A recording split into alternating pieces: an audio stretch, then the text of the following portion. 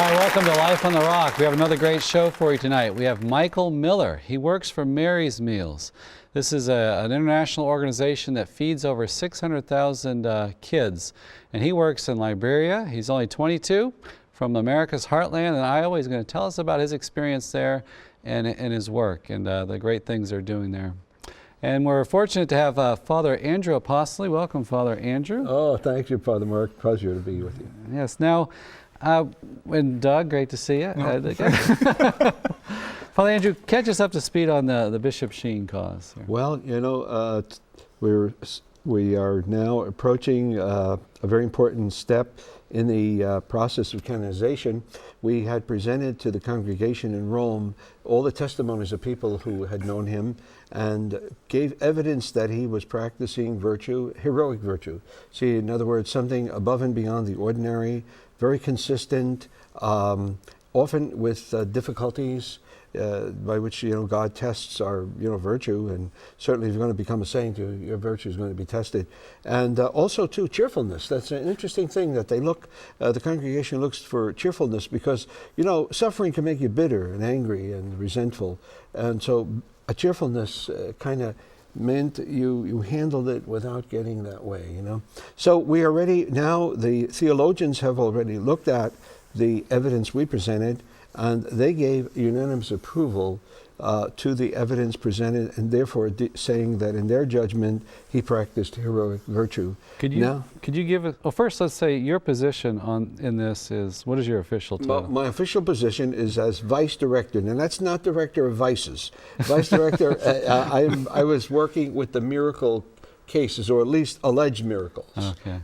That was my work. I really enjoyed it very much. And what would you, in your mind, be, I don't know if you know what they judged, but what is the heroic virtue, an example of that he practiced? Well, for example, let's say health issues. You know, the last year of his life, he had some very serious health issues. I would say for the last 10 years of his life, certain health issues were present, but the last year he had 3 major operations, all on the feast of Our Lady, and he bore those very, very well. At the same time, you know, he went through a period where after he, when it was right after he came off TV, he began to oppose the Vietnam War. In this sense, he didn't think it was a good thing for us to be there, and began to talk about that, and many people turned against him, you know. So he lost some of his support. But at the same time, he was a man of great integrity. He bore a lot of trials, sometimes being misunderstood or rejected, even as one who was very orthodox. You know, remember the church was going through in the late 60s and the early 70s, was you know, going through a period of almost moving away from fidelity, but he was a voice that constantly called people to faithfulness in the church. So I think he suffered as a result of that, you know. And tell us about the miracle. You were just telling us about a recent miracle. Yes. We had a few of them. We already submitted 2 miracles to the Congregation for the Saints, but a third one just came up. It involves a child who's only 1 year old. When the child was born, the child was stillborn, so that meant no life. They rushed the child to the hospital, and they put him on, I guess, all kind of equipment to see if there were any brain waves or heartbeat or breathing, and there was none of those. It's called the 000. There was no signs of life at all, and this lasted for 61 minutes. And then the mother apparently was saying a prayer to Bishop Sheen. She had been praying all along, but she started another prayer to him, and apparently the child began to breathe. So even the doctors who were submitting their testimonies, the doctors who worked on the case, some of them said, you know, we've never seen anything like this. So it was almost, you could actually say, almost raising the dead to life. Right. A powerful, powerful miracle. And I can say, I know we're very limited on time, but some of the other cases that I worked on, were sort of unusual. There's always something very interesting about them. One lady who was told that she was going to receive a gift from Bishop Sheen, she had a life-threatening condition, a carotid artery, and it was cancerous and so on. And all these events happened in a very short time for this lady. I'm sure now she was cured. So. Now, Father, also in this opening segment, I wanted to talk a little bit about the liturgy. You know, here in the English-speaking countries, we have a new translation of the Roman Missal. And I know Bishop Sheen spoke so eloquently about the Mass. And I always think of him about the Holy Hour, you know, that time of adoration. Right. You were ordained by him. That's right. And what were some of the jewels he would say about the Mass? Well, you know, at the ordination, he said something so profound. He said, he was saying, as a priest, you're going to go up to, when you say Mass, you're going to go up to Calvary. He said, and you're going to take the cross out of the ground in Calvary. And you're going to place it down. I was living in Geneva, New York. And he said, in Geneva, and then in Africa and Asia, and all these places around the world. He said, because what Christ did on Calvary was localized by time and space, okay? It was 2,000 years ago, probably about 6,000 miles from here, and so very few of Jesus' followers could be there. So Jesus, through the Mass, made it possible for Calvary to be wherever his followers would be. Not that he suffers anymore. He does not suffer. There's no more suffering for Jesus. He is in glory and he's risen from the dead. But what he does is he offers the love with which he offered his sacrifice of himself on that cross. Right. So that's the power of the Mass, you know. Makes the power of redemption present where Absolutely. It's celebrated. You know, and I think that's a great thing. I wanted to make a point because, you know, we hear at Mass this new translation and the language is certainly more reverent, it's more sacral, we say. It's a language that we don't normally use, right, in common parlance, some of the words we hear and phrases. And I think it's important to remember what Father is saying here, that we're entering into the prayer of Jesus to his Father, right? The Mass is a gift of himself to the Father. It's a sacrifice of himself to the Father that we enter into. And I wanted to read this. They have a paragraph here from UCAT on the liturgy of the Eucharist. It says, Jesus is there in word and sacrament. God is present. That is the first and most important thing about every liturgy. Only then do we enter the picture. Jesus sacrifices his life for us so that we might offer to him the spiritual sacrifice of our life. In the Eucharist, Christ gives himself to us so that we might give ourselves to him. Thus, we take part in the redeeming and transforming sacrifice of Christ. Our little life is burst open and led into the kingdom of God. God can live his life in our lives. And that's what I like to remember, this vertical component to the Mass. Yes, we're gathered together, we're formed into his mystical body, but entering into that prayer of Jesus.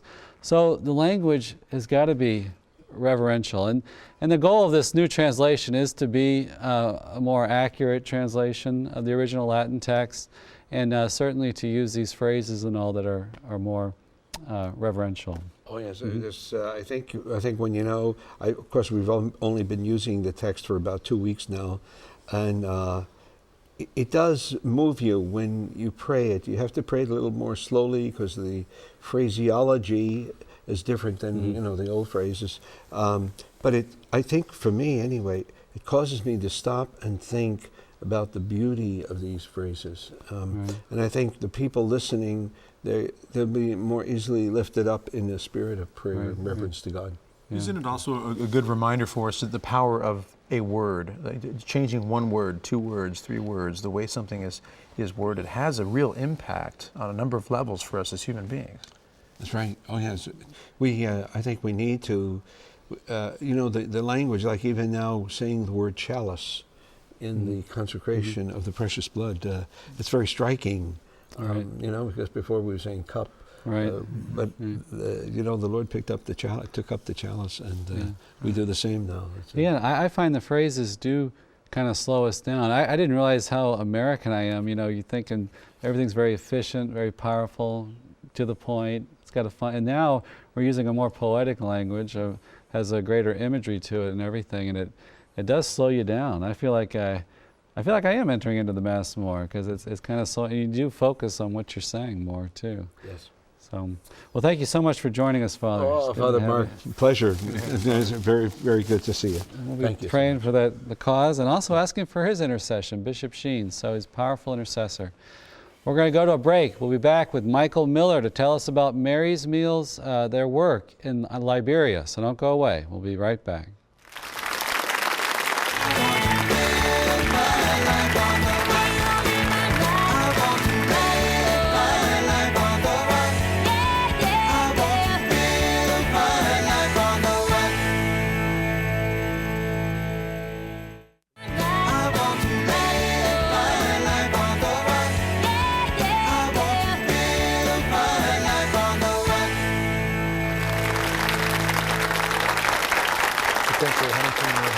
Hi, welcome to Life on the Rock. Tonight our guest is Michael Miller. He works for Mary's Meals. He's going to tell us about his work tonight in Liberia.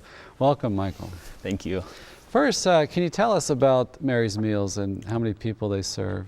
Yeah, Mary's Meals is an organization that does primarily school feeding, and they focus on third world countries where children are kept from an education because of their hunger. Basically, a lot of kids in these countries are out working, and so they don't really have time to go to school. And through the feeding programs, these kids are encouraged to attend school because they know that they'll be provided with a meal. Right. And in Liberia, it's been even more tragic because you were telling me about these horrible civil wars that these kids have actually been forced to fight in, right? Mm-hmm. So they've just been traumatized by all kinds of things. A lot of the kids that received the Mary's Meals in Liberia were former child soldiers, and they had a civil war that lasted for about 14 years. And these kids were essentially given guns and drugs, and they were forced to fight in these wars and kill people that they knew and people that they didn't know. And so, how does that happen? That, I mean, like at what age, and how are they taken from their homes, abducted from their families? yeah, I mean, literally, kids that are probably as young as 10, maybe younger, through their teens, and they were just given guns basically, and if they wouldn't fight, then they had the potential to be killed. Now, Mary's Meals is in 16 countries? Yeah, it's 16 countries, and we're currently feeding over 600,000 children worldwide. So the number has increased over 100,000 children just this past year alone. Right. And we've had the founder on the network recently, Magnus. You want to introduce him? Yeah, Magnus McFarland Barrow. He was just on a couple weeks ago, and he started Mary's Meals by providing aid in former Yugoslavia during the Baltic Wars, and they were bringing aid back and forth from Scotland, and it sort of developed into Scottish International Relief, which eventually Mary's Meals became the prime focus of that. Now, the way Mary's Meals operates usually is you all do a lot of fundraising, right? And you have people out there volunteering to help. Yeah, right? Yeah, that's really like the heart of Mary's Meals, and why I think that they're so successful is that they have people all around the world that donate so much of their time to fundraising and to raising money for Mary's Meals, that Mary's Meals is able to keep their overhead costs very low. Right. And you all, most places you're working through like existing structures to feed, but in Liberia and somewhere else you mentioned Malawi. Yeah. You are top to bottom, you're doing the food collection and everything, right? Yeah. Right. Now, you were a mild-mannered accountant, right, from Iowa? How old are you? 22. 22. Yeah. And you're in Liberia. Where is Liberia? It's in West Africa. West Africa. Small little country, probably about the size of Iowa. Okay, and it's on the coast, Yeah. right? Just below the Ivory Coast, right? It's right next to the Ivory Coast next and to Sierra Leone. Okay. And this is kind of stereotypical Africa, what we think of in terms of jungle and stuff? Or? Yeah, well, I don't know. When I thought of Africa, I was thinking like desert and or lions and tigers and giraffes, but oh my. What about the bears? I've yet to see any of those exotic animals, but yeah, it's very tropical. Yeah. Now, so what happened? You're studying accounting in Iowa, and now you're in Liberia. What happened? Yeah, I have no idea. You're still trying to figure that part out. I still don't know. So I graduated in May with an accounting degree, and I had a couple internships, and I just realized that I didn't want to sit and work in an office from 9 to 5 every day. And so Isn't there some middle ground though besides that? I didn't have to go to Africa. There probably is, but I skipped that. So I met Magnus then, and then one thing led to another, and I was going to volunteer in Haiti. And then I went to Haiti in February, and I was all set to go to Haiti. And then this job opened up in Liberia where they actually needed a finance officer. And so my accounting background fit perfectly into that job. Right. So a few months after I graduated, I went to Liberia. And I think that's a great story too, because you're a paid employee of Mary's Meals. Mm-hmm. So, we want young people to consider that, that we're supposed to be out there building a civilization of love, furthering the kingdom. And so think about in your professional careers, how can I serve the Lord? And it's true, we can do anything for the Lord, offer it up. And this is such a great work to help the poor. Tell us about that first meeting with Magnus. He's been on the network. I know I've interviewed him on a video blog, and there's something special about him. Yeah, he's a great guy. So I was in charge of picking him up from the airport when he came to Des Moines, Iowa for a Catholic conference. Right. So I was his chauffeur, Yeah. And I think I even got us lost on the way to the airport. So much for a job interview. Yeah, right. I don't think I impressed him. And so I spoke with him quite a bit then, and then I just emailed him a few times afterwards and told him that I was going to have this degree in accounting, and I wanted to be able to use that somehow to help Mary's Meals, not just go and volunteer at a program and help serve meals or something like that, but actually use what I studied in college and put it towards something. And so that's where I was originally going to go to Haiti, but then luckily this job opened up in Liberia, and then he kept me in mind and offered it to me. Was there something about Magnus that was attractive about his personality that called you? Or? Yeah, he was just, it's tough to describe, and until you actually meet him, he's just incredibly humble, and I feel very confident with Mary's Meals and the direction that it's headed, knowing that he's running the organization basically. Right. I know that his faith guides him tremendously in the decisions that he makes. And it's a very efficient organization. Yeah, right? absolutely. It's 93 cents out of every dollar goes towards the charitable work in the organization. And in Malawi, for example, the largest feeding program where they feed well over 500,000 kids every day, it only costs an average of $10 per child per year to feed them every day at school. Wow. Which is $10 really hard per to wrap year. your mind around. Yeah. But it's great because then, even like a kid in the United States, they can give $10 and know that they're feeding a kid for a whole year.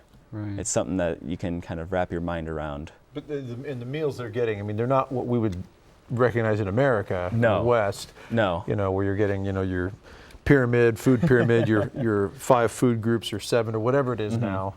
It's not that sort of a setup. No, it's not, but it's very nutritious. It's a corn soya blend that they feed them. So it's fortified with plenty of vitamins and minerals, and it's filling. They get a big old cup full of it, and it's kind of like a porridge. What about your personal discernment? Because even after meeting him, I think even going to Haiti, right? You said you're still wrestling with this. Yeah. How did that click for you? Yeah. So after I returned from Haiti, and Haiti is maybe even worse than Liberia as far as poverty. I've never seen anything like that, and I've traveled to a few different places like Mexico and Guatemala, and the poverty there was unimaginable. And I still wasn't really certain on if I wanted to go and volunteer abroad with Mary's Meals. And then, like I was saying earlier, I was sitting in church one day, I was kind of praying, and normally I don't really get deep into prayer in church, but for some reason I was that day.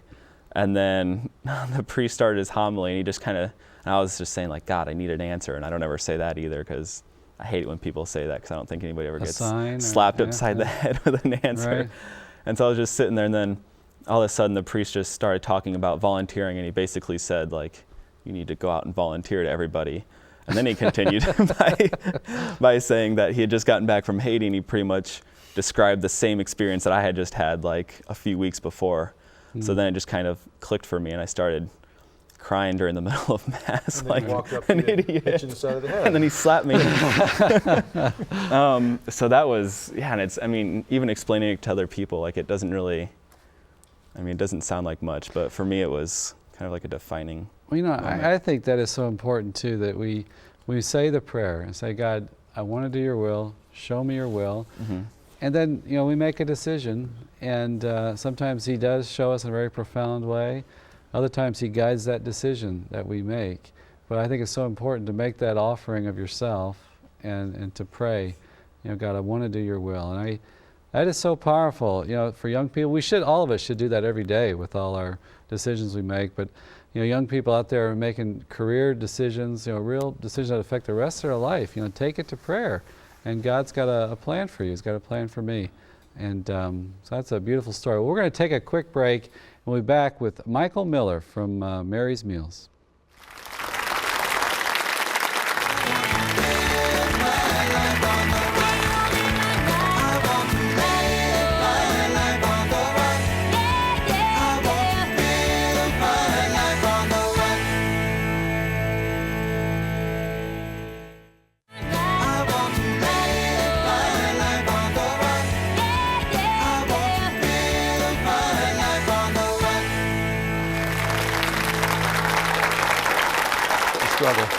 Welcome back to Life on the Rock. I'm here with Doug Barry and Michael Miller. You were studying accounting, maybe thinking about Chicago, the corporate world in Iowa there. Big shot. Big shot. Had your car picked out already? Oh yeah. You get on a plane to go to Liberia. What was that like, getting off the plane? Your first impressions? I don't know, I stepped off the plane and the humidity hit me like a brick wall, first of all.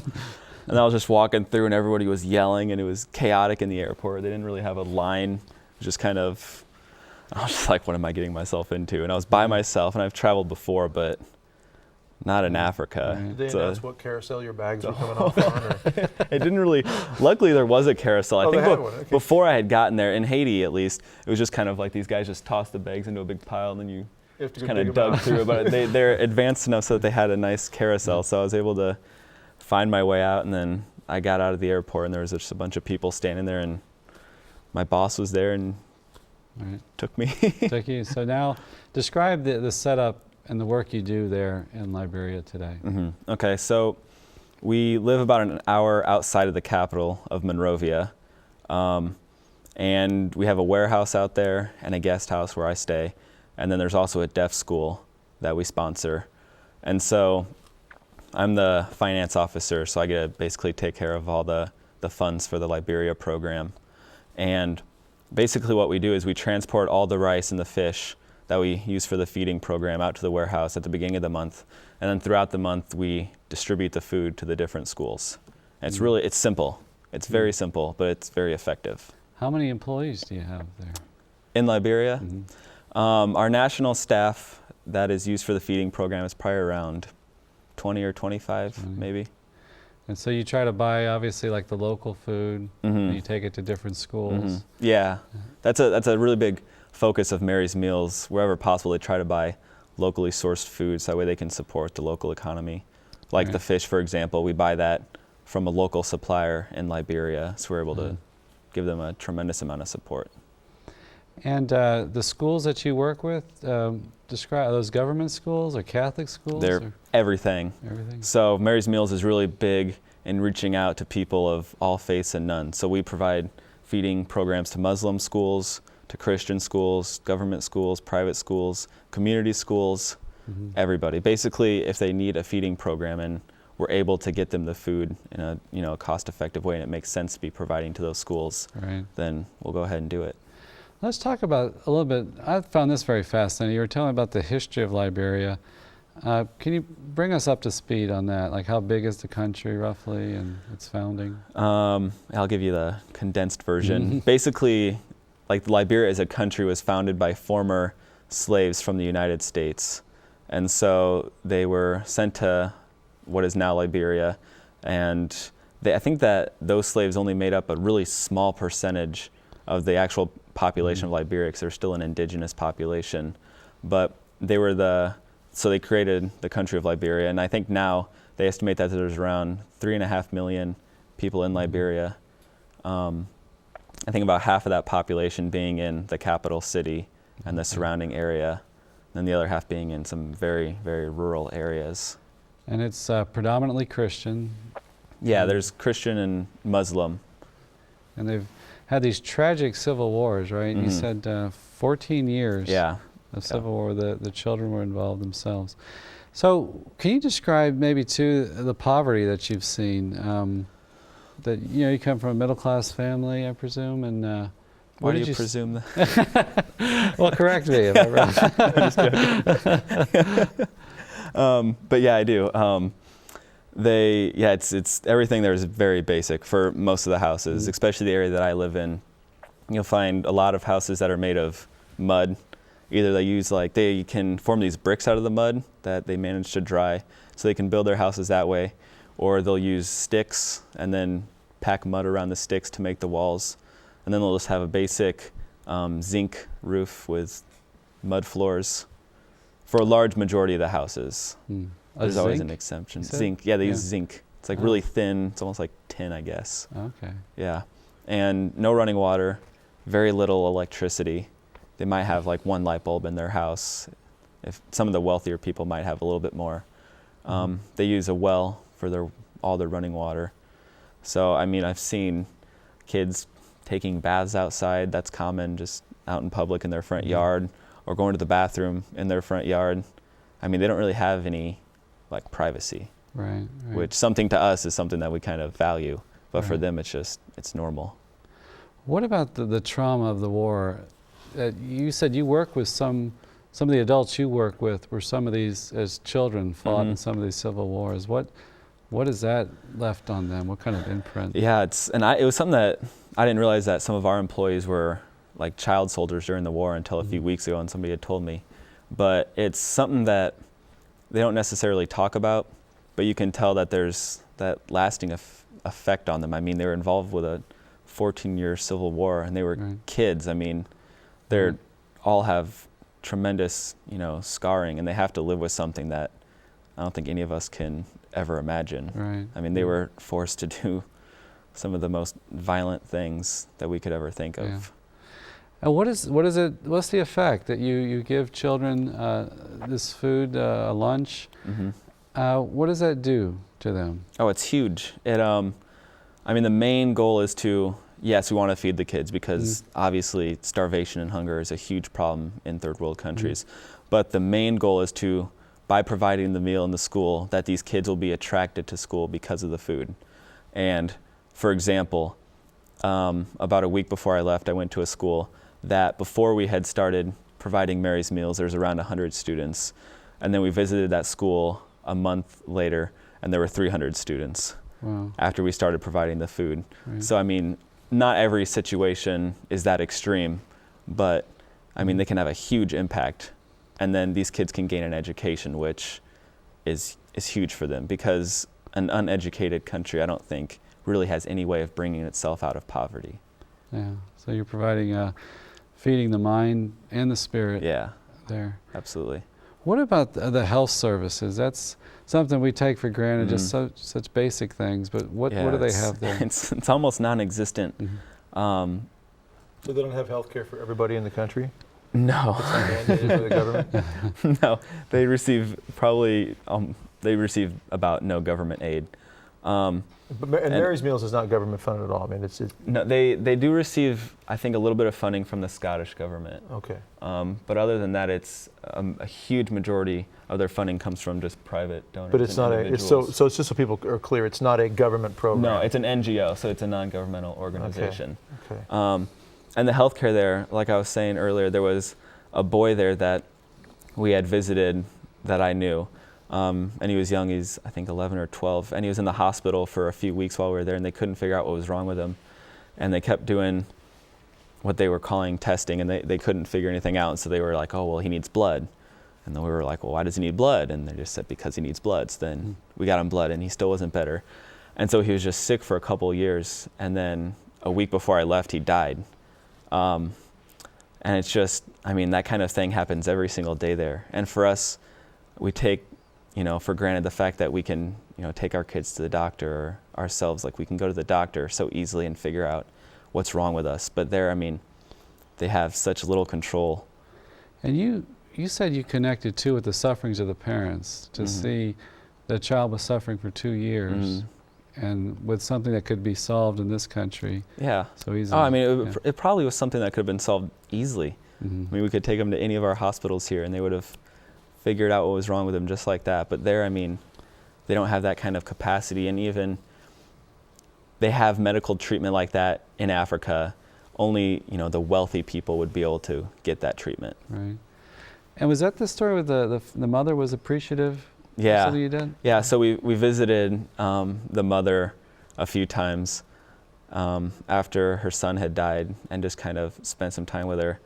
And so she brought us a chicken, which is, how they show their generosity. But it's just amazing to see somebody who has so little. Right. Their house is very, very, very simple, and they have almost nothing. Right. And she's willing to give us, basically their food. Right. I think that, I remember talking to Magnus I was asking him about some of the qualities of the virtues of the people that he serves, and he said that the poor of the third world have a great generosity to them and sharing. And you found that to be true? And Yeah. That's a perfect example. Yeah. And people in the community that I live in, they're really thankful for Mary's Meals, and they know that what we're doing for their kids is tremendous, and it's something that they can't do for their kids themselves. So they'll always stop by my house and bring me fruit and vegetables that they grow in their garden, just give me things. Yeah. Just to show they can't physically pay me for what I'm doing, and I wouldn't expect them to, but they can give me whatever they have. Right. What about the other aspects of their faith? You mentioned trust. Can you tell us about that? Trust in providence. Yeah, a trust in God. Yeah, it's interesting. It's, in my opinion, and I could be mistaken, but I think the fact that they have so little, they don't depend quite as much on themselves and their own abilities as I think that we do in the Western world, where, like I said, if we are sick, then we can just go to the hospital and take care of it. But for them, they can't do that. And so I think that they put a lot of their faith in God, because they know that for a lot of their problems, they can't really solve themselves. And I'll be walking down the street and I'll say hi to someone, or how are you doing? And they'll say thank God. Really? So they use it all the time. I'm sure part of it's just a habit, but that's just a part of their culture. Or I'll ask somebody to do something, they'll be well, by the grace of God. Right. Which means, they may or might not get it done, but they just put a lot of emphasis on God. Right. Because you have so little resources yourself that you have this utter dependence on God. Yeah, absolutely. Mike, what's it like? You've been there for 3.5 months or so. You come back to the States, or you know what it's like in the States. You grew up here. How do you compare now? How do you see it now? We talked at the break about poverty there compared to what we think poverty is here. Yeah. And not that poverty doesn't hurt wherever you're at, or some form of doing without food, healthcare, and so forth. But there is a whole different understanding in America and Western societies than being in third world countries. Yeah. Is there not? Yeah. Oh, absolutely. So what's it like now that you come back here, or just being over there and thinking, man, I grew up in the States and whoa, my goodness. What's that like? The only way I can describe it here is that it's comfortable. We don't really, or rarely, do we ever feel really, really uncomfortable with the way that we live. Most of us get to go home and have a nice warm shower, sleep in a nice warm bed, and have food. But they're I would say that they're physically uncomfortable most times. And it's really, really hard to imagine living like that. I've told people before, and I'm not the best about fasting, but to fast for a day, and by the end of the day, I feel like I'm starving. All I can think about is food. I'm a big guy. But then I tell people, could you imagine living every single day like that? Being that hungry every day, just to make yourself feel like that, and then try to imagine that that's how a lot of people in the world feel all the time. Right. I couldn't imagine living like that. Yeah. Well, we're going to take a short break. We'll be back with Michael Miller from Mary's Meals. So don't go away. We'll be back in a minute.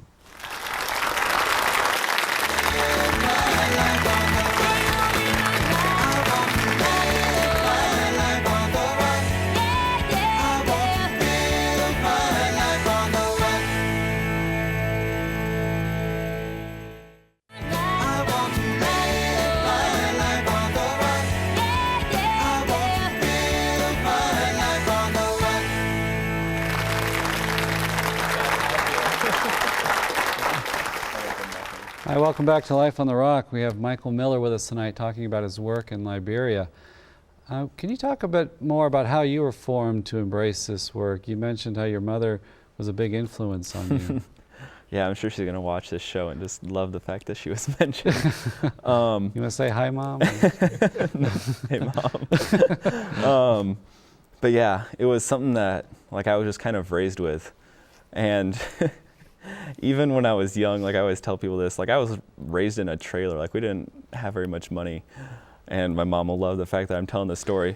But like we'd always have the old clothes and like we'd be donating to like Goodwill or something like that. And I'd be like, Mom, were you taking our clothes to the poor people? And she'd always be like, Mike, we are the poor people. I was like, oh, okay. But yeah, I was always like raised like helping other people, I guess. Like we'd go to like the soup kitchens and like help serve food and things like that when I was younger. And then as I started to get older, we'd go on mission trips to different areas around the world. And so we got to see some like serious poverty outside of, you know, what we consider poverty in the United States, like in Mexico, where it's extreme poverty, in Guatemala. And so I think that a lot of kids in the United States aren't exposed to that, unfortunately. So they don't really, they may know that that type of poverty exists, but it's something that they don't really think about, and they don't see it firsthand. So it's really hard to grasp what that type of poverty is like. Right. So this segment, the last segment, I would like to focus too on the importance of volunteering and how, you know, we should consider that as a young person, you know, a real life of service. And this is, you know, you're a beautiful witness of that. Let's talk a little bit too about the difficulties of it. I mean, we kind of make the jokes about the cultural shock and the differences, but what are some of the, you know, you've been over there almost 4 months. What's been hard? Yeah, it was difficult. It was almost like I had to get over this hump. I mean, I was there for a few weeks and it was like, oh, okay, like, you know, I was going out and I was feeling like I was helping people, but then after a little while, it was like, my gosh, I'm going to be here for how long? Like, this isn't comfortable at all. Right. And then, you know, I started to miss my family a lot because we're very, very close. And so, I mean, there's a lot of just different factors that make it uncomfortable and difficult to be out there. And I don't even have it that bad. I mean, I'd say that the house I stay in is fairly nice. Like there's nothing wrong with it. There's people that do mission work that live in way worse conditions than I'm in. But yeah, so I just try to like keep reminding myself that what I'm doing is the right thing, I guess. And I pray and I ask God to help remind me that what I'm doing is the right thing, and that if I'm ever supposed to be doing something else, that He should let me know. And I think that as an important aspect, with any vocation, with any work, there's going to be times of trial, times of dryness, aridity. Maybe we don't feel the powerful feelings we had in the beginning, you know, and now there's some difficulties. I mean, I would think, too, just seeing that kind of poverty, that kind of suffering, that would just be kind of burdensome after a while. You know, just always be encountering that, and to think what people have to go through, right? Yeah. So. Yeah, it's tough to see. I mean, unfortunately, you kind of get used to it, just like you do anything else. Like I see it every single day. Like I see kids going to the bathroom outside every single day. Like the first few times I saw it, I was like, my goodness, I can't believe that. But I mean, you kind of get used to it. It's not that it is okay, but I just get used to seeing something like that. And it is really tough to see that type of poverty all the time. Well, what is your strength? Where do you get the strength and the inspiration? I do pray a lot more. I have a little bit more downtime while I'm out there, which is helpful. My weekends I have off so I can go to the beach and relax a little bit. You're not far from a beautiful coast. Yeah. Say, right? Oh, yeah. It's amazing there. It's so underdeveloped, but yeah, it's beautiful. Yeah. And so the prayer life. Do you have other missionaries in the area you can get together with? Or? Yeah. There's a few Americans that live close by at a Catholic mission, so I get to see them a lot. And then the big thing is I get to go to the feeding programs and actually see the kids getting their food, and that's huge. Just because, like, I get to see like all the work that we're doing and all the money that everybody donates to Mary's Meals and all the fundraising that people do in the United States and in Europe and across the world, and like I get to see all that actually put to work. And like seeing these little hungry kids, and they're eating with their hands, and there's food all over their face, and they're so happy because they're getting this food. It's it's amazing. So the challenge, like you're doing accounting work in the office, but sometimes you get out there in the field, right? You can actually see the fruit. Yeah, I get to come out and take these pictures that I think they were showing a few it. pictures of. So yeah, the accounting work I enjoy doing that, and it's obviously something that I studied so I can put my education to use. But then I get to go out in the field and actually see the program, which is amazing. Now you're going to be speaking to some young people in schools. Like you're on a vacation or you're visiting your family. It's a vacation home. Yeah. What are you going to tell them? You're going to go to a school. What are you going to tell them about your work and how to encourage them? Just explain. I think that the biggest thing is that, like, you can explain to them that these kids are the exact same age and they're no different. They're just born into an environment where they have so little. And I think it's important to make young kids realize that there are kids out there like them, but they have so little. And kids are really, really receptive. I don't think that adults give kids enough credit. Kids are generous. Like, we've gone to schools and the kids are like, well, what can I give? And then they'll come the next day and bring all the money that they have, like, in their piggy bank. And they're like, I want to give this to Mary's Meals. Right. Yeah, which is amazing. And then you also encourage them, right, to kind of find their own Calcutta, so to speak, as Mother Teresa would say, where you're at, right? We don't have to go to Liberia, right, to do this kind of service? No, like, I'm an extreme example. But no, I mean, it's so easy to volunteer anywhere. Yeah. And like, everybody knows this, obviously, and it's easy to forget. And even like when I'm back home, I'm not necessarily the best about doing it, but there's so many places that have poverty in the United States that you can do things. And there's so many ways that you can volunteer for not only Mary's Meals, but like any organization to like raise money or to pray. I mean, that's easy. That doesn't even take any physical work. You can just pray for them. I mean, there's so many different things that you can do ways that people can help. And there's so many different areas of poverty other than just the food. Yeah, absolutely. We're dealing with, spiritual poverty. Blessed Mother Teresa saying that America was the richest country in the world, but the poorest spiritually. Yeah, I mean, depression in the United States is higher than I think almost any other country in the world, and we have so much wealth. I mean, it's sad, but I mean, volunteering is huge, and it makes you feel so good. Not that you should be in it for yourself, but I mean, when you get done, it's a great feeling. How would you describe that feeling? Oh, geez, I don't know. That's a tough question. It's great. What about, you mentioned to me, well, let me ask you this. What do you think maybe the spiritual impact, right? Obviously, there's this incredible impact upon the children, upon their families. But what about like the other adults, maybe who are surviving and working, and they see this American coming over here and working? Have you noticed a spiritual impact on them or those around you to see this work? A spiritual impact?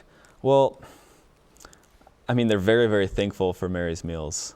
And I mean, all the organizations that come in and help. And like, they see that, and like I've heard from our employees that they're doing this job because, they're really compassionate about it, and they know that it's a good cause and that it's going to help not only their kids, but like all these kids across Liberia. Right. All right. What about, you said something too that caught me about the quality of the faith of the people, that there's a hunger there. Even it's like some non-Catholics. I think the country's like 85% Christian, I think I read. Is that, okay, probably. And so they even have like non-Catholics coming to the Catholic worship. Yeah. Talk about that. They want God, right? Yeah, I mean, I don't know how better to describe it, but yeah, they're very much about God. And so, like when you go out for communion, I would say at least half the church probably doesn't go to communion. And so I know a lot of people that go to Mass aren't Catholic necessarily, but I think that they just go to church because they know it's about God. They may not necessarily know, like the core teachings of the Catholic Church, but they just go there because they know that they're basically like worshiping God, which is encouraging to see. Because I mean, these people that have such little education, and then are going to church at least, and I think. Do you think some of do you think some of this might be because they're not as distracted by some of the things that we have over here in America? We have every reason out there not to go to God if you're looking for the quick thrill of the heart. The quick movie, the latest download for your iPhone or whatever. You know, whereas they don't. I don't imagine these kids are running around with iPhones and PlayStation 3s. They run around and they push like these little tire rims with sticks. Wow. That's their entertainment. Wow. But yeah, I mean that's the thing. It's so easy for us to find something that we would consider, you know, better to do or easier to do than, you know, praying or going to mass, and which I think is a problem for us. And you know, unfortunately, we're, I mean, put in that situation so easily. But in Liberia, they don't necessarily have that same problem. That rings true to me. You know, so often we fall maybe to an instant gratification. You know, a spiritual life takes some discipline, and you might not always feel like praying or might not feel like making the effort. But the spiritual life has these incredible rewards, you know, that involve some self-gift. And I don't know, it just resonated in me about our culture and the comfort seeking, how that can insulate us from God, right? We might not feel His touch if we're... Yeah, well, I mean, when you're comfortable, you might not feel like you need anything else. Right. And I think that can almost be a problem. Right. What about bush meat? You described bush meat, and that... Yeah, I hope that my Liberian staff will be watching this so we can laugh about this later. But yeah, I mean, I'll eat the Liberian food, and like I just stopped asking them what the food is, because like every time I'd eat it, I'd be like, well, what's this meat we're eating? And they were like, Mike, it's bush meat. And so, I mean, it could be anything. They told me like possum, deer, I think raccoon, anteater. I mean, quite honest, like any sort of meat that they can catch, and they use it all. They put everything in there. They eat the bones. Right. Yeah. So it's a challenge. I mean, this work you do takes a lot out of you, doesn't it? Yeah, it's interesting. Yeah. What do you do? Like to, I mean, you just can't be working all the time. What do you do to relax and things? I have a TV. So you got EWTN, I got right? EWTN. Yeah. So I'm going to go back and watch this when I get back in Do January. you watch Life on the Rock regularly? No, I don't really. I'm going to now though, because I can relate. So I'm like, I know those guys. Yes. No, and I only found out I had an EWTN a couple weeks ago, and I heard that Magnus was going to be on it. So I was like, oh, I'm going to look and see if I have that, and sure enough. So that helps. So I can watch TV at least at night and watch the news, and then go into the city on the weekends and enjoy the beach. Yeah. And so there's some community there. You said there's also lay missionaries and things that you can connect with. Yeah, and, absolutely. So you have plans in the future? Do you have, what's the growth of Mary's Meals look like? It's doing very, very well. For, you know, the economy being so bad in the United States and Europe, they're continuing to expand. Like I said, this year they've increased the number of kids that they're feeding by 100,000, which is huge. So, you know, I mean, hopefully things continue to progress that way, and I'd love to work with them. And if you want to make a plea to people out there right now watching or listening who might want to get involved, give us again the layout. How much money feeds how many kids for how long? Okay, and what can they do if they want to? I can do that. This? Okay, so it's a global average. It's $15 per child per year, which is very, very low. Malawi, it is $10 per child per year. And so the kid is fed every day at school. And, you know, the food basically brings the child into school. And I mean, we have plenty of, you know, data to support that, which is great. And so you can go to their website. I'm sure that they want me to mention this. They have it up on the screen. Oh, it's on the if for the radio audience, tell us, you know, where do they need to go to? www.marysmeals.org. If you're in the United States, it's marysmealsusa.org. And there's, I mean, the best way to get involved is to like raise money and volunteer locally. That's how I started. We started raising money. We were selling shirts for Mary's Meals. We sold over 1,000 shirts, raising money that way to help like raise awareness about world hunger and things like that. And what would you tell a young person now watching this to encourage him or her? To volunteer. Get out there and do it's something. It's great. I mean, really, like you can do it with your friends and have fun. Yeah. Like it's. Make it a school project, a youth group project, a prayer group project, a Bible study project. I mean, you can get together, you can go out, knock on doors, whatever. Yes. And just, you know, and this is the sort of thing where pretty much any of us, no matter who we are in this country, can give something towards this and make I mean, this if you don't have happen. money, you can give your time. Yeah. I mean, if you don't have time, you can give your money. And your prayers. And your prayers. Yeah. All right. Well, thanks so much for joining Thank you, us. Father. And, we hope to keep up with you, maybe by phone or Thank you. something. Hear how the work's going. Yeah, absolutely. Well, the Lord be with you. And also with you. May our Heavenly Father shine His face upon you. May He send His Holy Spirit into your heart to inspire you, to strengthen you, to lead you into whatever work He's calling you to do for His kingdom. And may Almighty God bless you, the Father, and the Son, and the Holy Spirit. Amen. We'll see you next week.